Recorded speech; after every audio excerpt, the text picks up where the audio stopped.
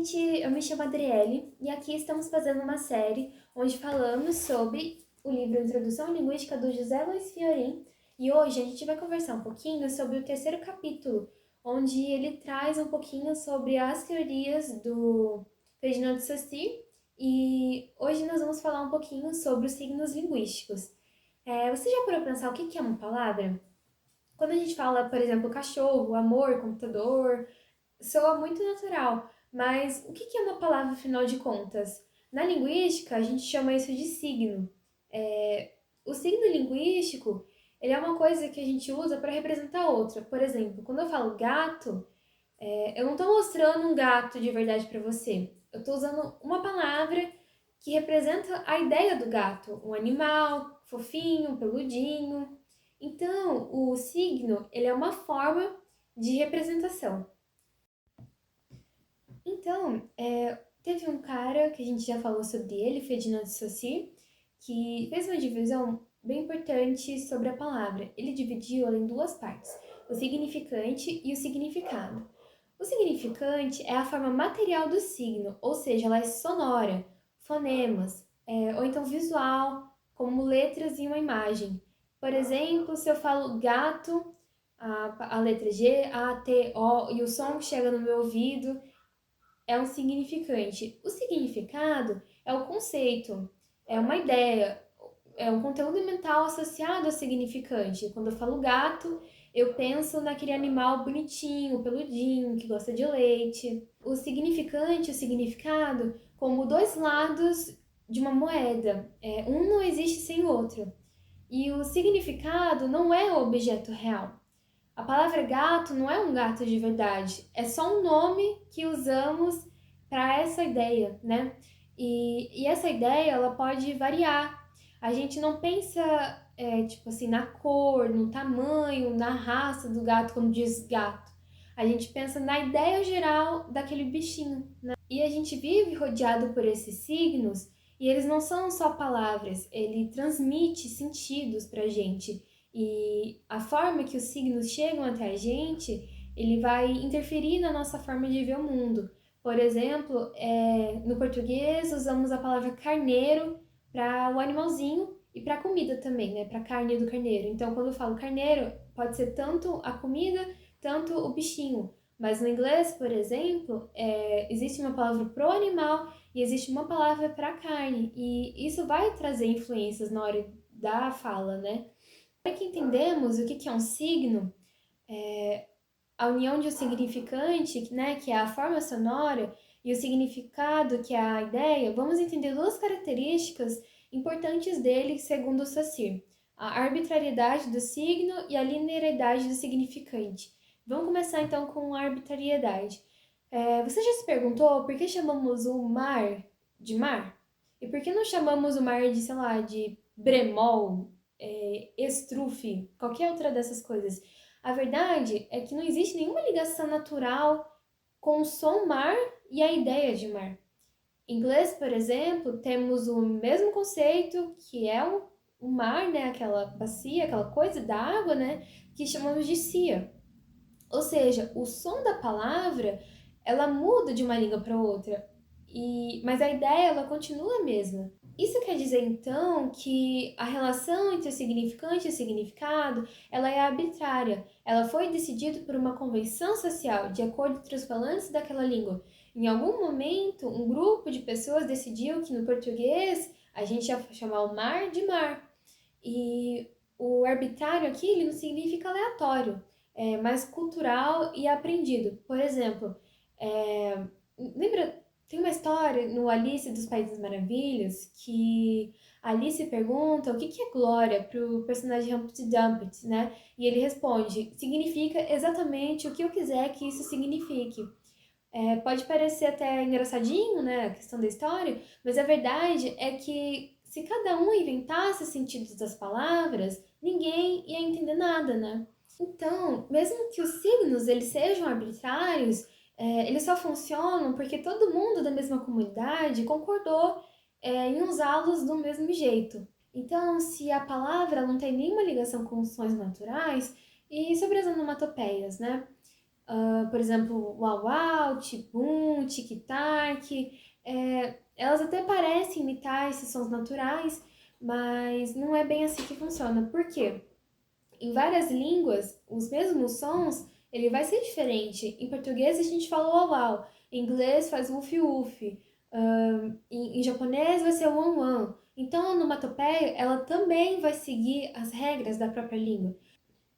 Por isso, o Saussure vai dizer então que os signos eles são arbitrários, mas tem algumas coisas que não são completamente arbitrárias. Por exemplo, 19.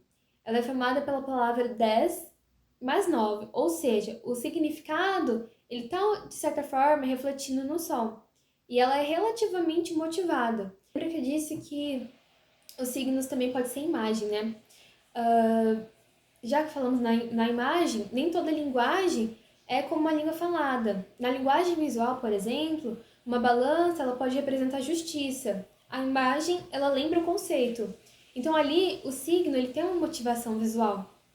A cruz representa o cristianismo, a foice, o martelo, o comunismo. Aqui o significante ele lembra do significado. Tem dois pensadores, né, o Jacobson e o Sapir, eles mostram que mesmo na língua falada, às vezes parece existir ligação entre os sons e as ideias. Por exemplo, palavras com agudos como i, eles são mais leves, e palavras com sons mais graves como a ou o, elas são mais pesadas. Por exemplo, na onomatopeia, né, ha ha ha ha, de risada e hi hi hi hi, ela pode significar algo um pouco diferente. Tem um experimento, né, que ele é bem conhecido, onde tem duas imagens, né, que é um bichinho que é desenhado, ele é bem redondinho, e o outro ele é bem espetadinho. Aí pediram para falar qual que é o Kiki e qual seria chamado de Bubu. E as pessoas, por algum motivo, associam o Bubu com o bichinho que ele é bem redondinho, com o movimento da nossa boca, né, Bubu. E o Kiki ele aparece no desenho do bichinho que tem as pontinhas afiadas, né? Então, mostra que mesmo que a língua ela seja arbitrária, às vezes a gente percebe certos padrões simbólicos, mas o ponto principal é que as palavras elas não têm nenhuma relação com o som. Uma outra característica do signo é que ele é linear. Como assim? A gente fala uma palavra, depois outra, numa sequência. Não dá para dizer tudo ao mesmo tempo. É diferente, por exemplo, quando você olha para uma pintura. Você pode ver tudo de uma vez. Na linguagem, os sons, eles se desenrolam no tempo. E a ordem, ela importa, né? Como, por exemplo, dizer o menino mordeu o cachorro e o cachorro mordeu o menino. As mesmas palavras, mas em ordens diferentes. O sentido muda completamente. E essa característica de vir um som depois do outro, na linguagem, e dela acontecer numa linha, é o que se chama de linearidade significante. É interessante pensar na poesia, por exemplo. Essa relação entre som e sentido, ela ganha um toque especial. O poeta ele brinca com os sons, as repetições, os ritmos e tenta fazer com que o som pareça com o que o poema diz. Por exemplo, tem o poema do Manuel Bandeira, né, Debussy, que ele fala pra cá, pra lá, pra cá, pra lá. Um novelozinho de linha pra cá e pra lá. Você percebeu o movimento? Parece que o som da frase, ela balança como um novelo que descreve. É como se a linguagem estivesse dançando com significado. E é por isso que a gente diz que a poesia, ela é uma hesitação entre o som e o sentido. Mesmo que tenha essa linearidade do significante, não impede de que o significado ultrapasse o sentido literal. A linguagem, ela permite que os sentidos eles se desloquem e brinquem, se ampliem. Expressões como matar a fome, cortar a palavra ou quebrar o galho, elas fazem parte do nosso cotidiano, mas seriam estranhas se lidas ao pé da letra. Isso acontece porque elas não estão sendo usadas no sentido denotativo, literal, mas conotativo, né, que é associativo e simbólico. Por exemplo, na expressão olho de gato, no sentido literal, seria a junção do significante gato e olho. Mas sabemos que no trânsito, olho de gato, ele se refere a um pequeno dispositivo que reflete a luz. ajudando na sinalização ali da pista. Isso só é possível porque há entre os dois um sentido e um traço comum, a capacidade de refletir a luz. Isso garante a coerência do signo conotado. Não é apenas uma mudança aleatória, mas é um acréscimo de sentido baseado na relação do reconhecível. E essas relações entre sentidos geralmente acontecem por dois caminhos, né? A metomínia e a metáfora. A metáfora, ela acontece quando comparamos duas coisas diferentes com base na semelhança entre elas, mesmo que essa comparação não seja dita de forma direta. O exemplo, né? A vida é um palco. Aqui, a vida está sendo comparada com um palco. Por quê? Porque assim, como no palco, a vida a gente representa papéis e sai de cena e é observado pelos outros. Há uma semelhança entre estrutura de funcionamento. Já a metomínia, ela acontece quando usamos uma palavra no lugar de outra que tem alguma relação próxima com ela. Por exemplo, eu li Machado de Assis. Aqui não lemos a pessoa, mas a obra escrita por ela, e estamos usando o autor pela obra. Tem uma relação de proximidade. A fome é sempre analfabeta, de Murilo Mendes. Esse verso, a fome representa as pessoas que passam fome, ou seja, os miseráveis. É uma característica, a fome, e usamos para representar um grupo que parte pelo todo. Os estudiosos, eles tentaram classificar os signos existentes nas diferentes linguagens.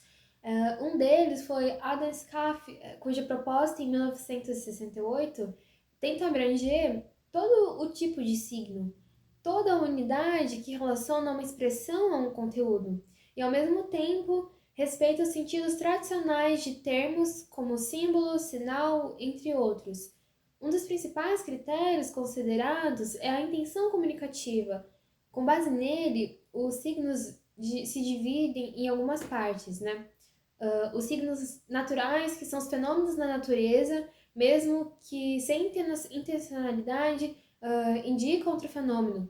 Por isso, também são chamados de índices ou sintomas. Por exemplo, a fumaça indica fogo, a febre indica um problema de saúde, as nuvens escuras indicam chuva. São expressões naturais que remetem a determinados conteúdos. Temos os signos artificiais, ou os signos propriamente ditos. São aqueles criados deliberadamente para se comunicar. Palavras, placas de trânsito, ícones, obras de arte, gestos com significado, todos são signos artificiais, frutos de convenções sociais e de práticas históricas. Entre os signos artificiais, há duas grandes categorias, né? Os signos verbais, que estão presentes na linguagem oral e escrita, tem uma função interpretante universal, o que significa que podem descrever qualquer outra linguagem. Por exemplo, um filme ele pode ser narrado com palavras. Já o inverso nem sempre é possível. Não dá para representar visualmente com precisão o verso de Camões. O amor é a ferida que dói, que não se sente. Não tem como fazer isso. Para concluir e trazer uma reflexão, vamos lembrar da história do Gênesis lá na Bíblia, né? No relato bíblico da criação, a linguagem aparece como força criadora. No princípio, quando tudo era caos, Deus cria o mundo com a palavra. Deus disse: faça-se luz e a luz foi feita. Essa passagem mostra a potência da linguagem como um instrumento de ordenação do mundo. A linguagem nomeia, separa, categoriza, dá forma ao caos. Assim, desde os mitos mais antigos, compreendemos que a linguagem não é apenas um reflexo da realidade, mas aquilo que constrói e organiza o real. As línguas, elas não são meras listas de nomes aplicados a coisas já dadas, são maneiras distintas de interpretar o mundo. Cada língua cria um universo simbólico e próprio, como metáforas e seus valores e a sua visão de mundo. E estudar a linguagem, portanto, é estudar a cultura e o próprio ser humano na sua caminhada sobre a Terra. E é com essa ideia que eu quero encerrar a conversa de hoje e agradecer pela sua presença de estar até aqui. E vamos continuar conversando sobre os próximos capítulos desse livro. Um beijo e até mais!